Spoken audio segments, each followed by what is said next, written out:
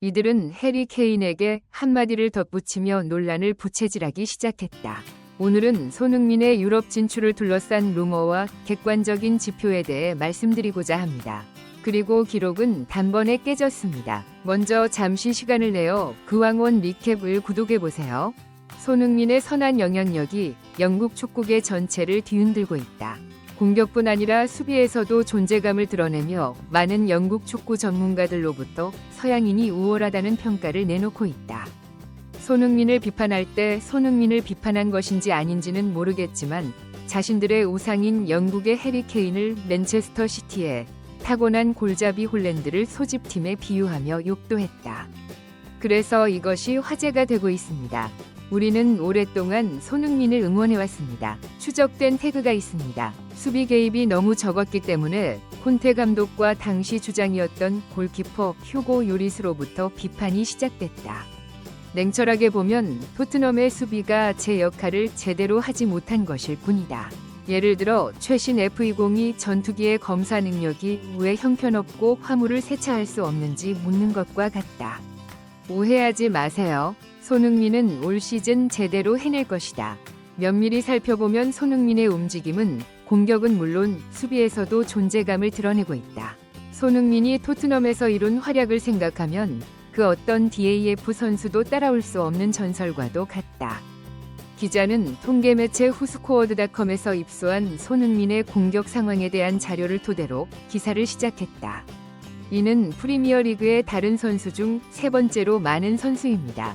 이는 그가 상위 3명의 선수로부터 공을 훔쳤다는 것을 의미합니다.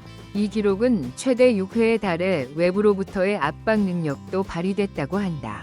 누구보다 앞서 나가세요. 생각해보면 손흥민은 아직까지 골을 넣지 못한 선수다.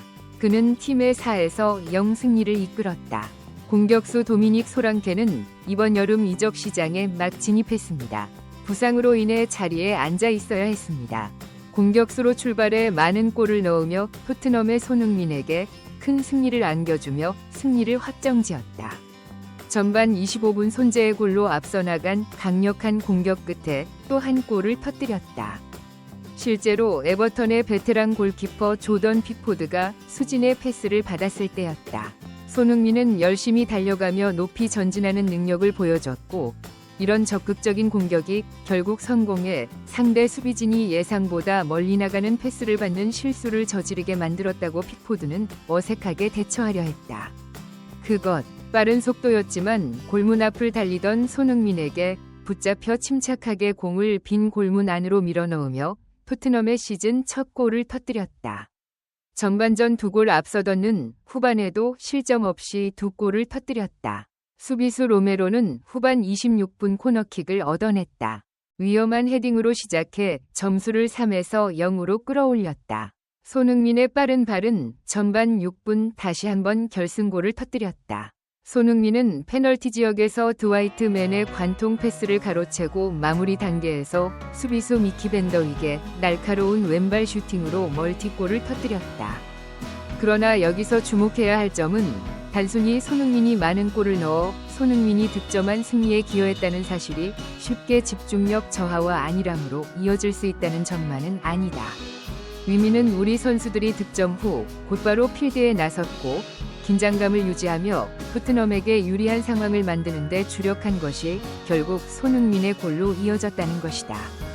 기회가 무작정 던지는 것이 아니라 적절하게 처리하고 또 다른 기회를 만들어가는 과정은 자기중심적인 욕심이 아닌 팀워크로 이해될 수 있다. 이런 성과 덕분에 현재 언론의 반응은 정확하다. BBC 프리미어에서 최고조에 달했습니다. 그는 또한 토너먼트 사무국이 선정한 최고의 선수 11명에 또 이름을 올렸습니다.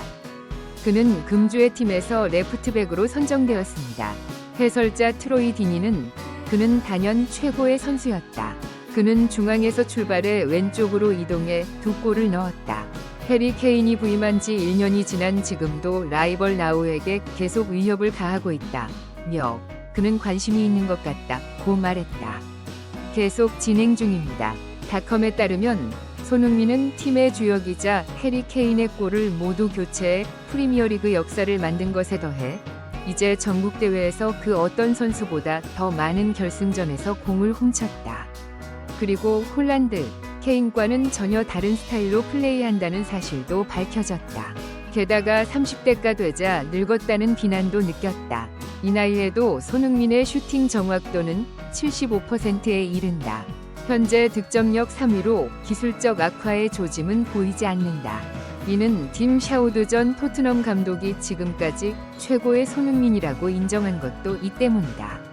민만큼 공격을 잘하는 선수는 없습니다.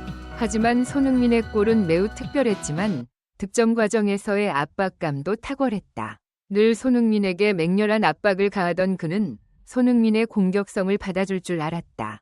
픽포드 대표팀의 골키퍼는 볼 컨트롤 시간이 얼마 남지 않았다는 걸 알았어야 했으나 후반전 노련한 손흥민의 행동은 예측할 수 없었다. 손흥민이 공을 빼앗았고 픽포드가 적극적인 공격을 펼치며 경기 속도가 훨씬 빨랐다. 손흥민은 나이가 들수록 에버턴전에서 좋은 모습을 보여 스마트한 플레이도 좋아졌지만 우드 전 토트넘 감독은 손흥민, 해리 케인, 왕세자가 영향을 받은 것 같다고 말했다. 민이 입이 바짝 말릴 정도로 극단적인 모습을 보니 마음이 좀 복잡했다. 그건 아마도 2012년 토트넘을 이끈 당시 겨우 19세였던 해리 케인을 공격수로 기용한 첫 번째 감독이었기 때문일 것이다. 케인은 샤우드 감독을 믿고 따랐고 누군가 그런 선생님이 손흥민을 칭찬하면 실망한 것 같았다. 해리 케인은 최근 축구 경력에서 또 한 번 개인 득점상을 받으며 2023에서 2024 시즌 유럽 득점왕으로 인정받았다. 골든부츠를 수상하면서 그는 추상적인 진실을 밝혔습니다. 이어 그는 리오, 크리스티아노, 호날두, 엘링의 혼돈과 함께 내 이름이 언급되는 것은 특별하다고 말했다. 정말 좋은 느낌이에요. 그는 감사하고 싶다고 말했습니다. 그의 팀과 동료들, 그리고 최근에는 그의 전 팀인 토트넘과 손흥민이 영국에서 높은 평가를 받고 있습니다. 그는 또한 진실에 대해서도 이야기합니다. 내 고향팀이 영국에서 잘하고 있다고 들었어요. 보면 볼수록 상쾌하네요. 이상한 이름. 오랫동안 함께해온 친구들이 있는데 우여곡절 없이 잘 지내길 바랄 뿐입니다. 사실 그는 언제나 토트넘을 이끄는 주인공이자 영웅임에 틀림없다. 그리고 케인만을 위한 퍼널처럼 모든 패스를 받아 소위 골로 득점왕에 올랐을 때도 그는 늘 토트넘 팀 때문에 이길 수 없다고 스스로에게 다짐했지만 그래야 한다.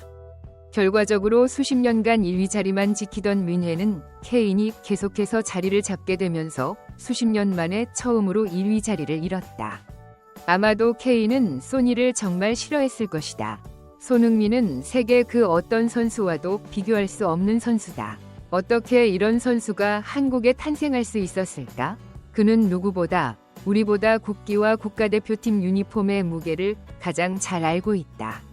팬들이 그를 그렇게 높이 평가하는지 궁금해지면 믿을 수 없습니다. 실력을 기본으로 여기고 서구권 선수들에게서는 찾아보기 힘든 충성심을 보여주는 그야말로 전설적인 선수다. 그는 BBC와의 인터뷰에서 자신이 하고 싶다고 말했습니다. 레전드로 기억되는 주장 손흥민의 꿈이 이루어지는 날이 점점 다가오고 있는데 이 선수도 몸과 마음의 건강을 잘 챙기며 좋은 시즌을 보내길 바랍니다. 오늘 영상 마무리하겠습니다. TV360 뉴스브리프를 좋아요하고 구독하세요. 오늘도 시청해주셔서 감사합니다.